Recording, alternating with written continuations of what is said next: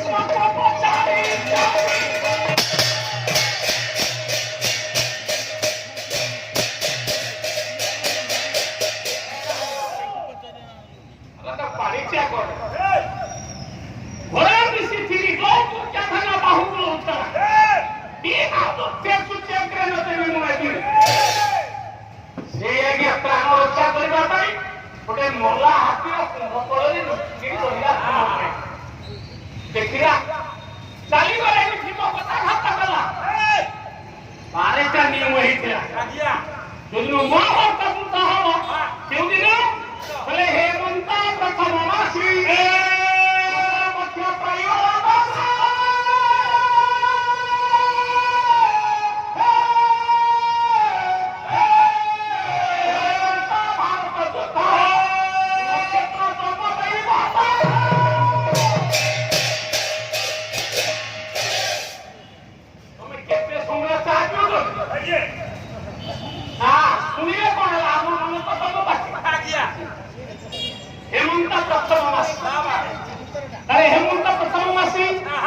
हेमे कार्तिक मार्गशीर रात्रे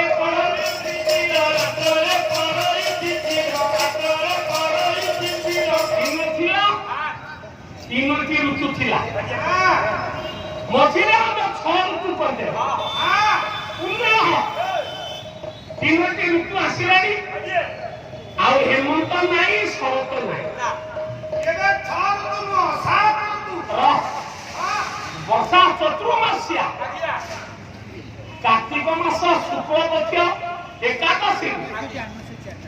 आषाढ़ मास शुक्ल पक्ष एकादशी था कार्तिक मास शुक्ल पक्ष एकादशी पर्यंत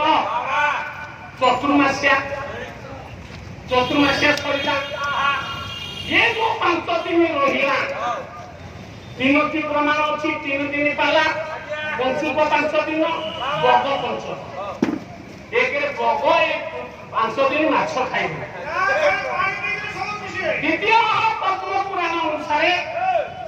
भगवान शंखासुर को मारिबा पाई मत्स्य रूप धारण करे ए समुद्र को गले देवता माने सब मात्र होई गई ए कार्तिक मास रे जे पंचुक 5 दिन माछ खाए से देव विरोध से को राक्षस दावा विहीन बलि प्राप्ति हो एठी पाई आमे पंचुक 5 दिन माछ छाड़ी दे एठी बग चतुर्मास्या 4 मास बग सारे खाए बगुलियाने बग खाए बाकी ची रामु बोले मु रहिबी मते ना बसाले आहार मिलु बकी चातुरी मास आनी दो बल भी उचित स्त्री उचित खाई स्वामी स्त्री पर एक पुरोहित महोदय जो दिन कृष्ण गले देवल पथे कृष्ण गले देवता जानी न पारिले देवता जानी न पारिले ये बात अर्जुन नहीं गरावती गले अष्टमाठ वर्ष जे सुनी देले कृष्ण चाली गले 8टा स्त्री बंची हेला मन को पाइला प्रथम कल धन्यवाद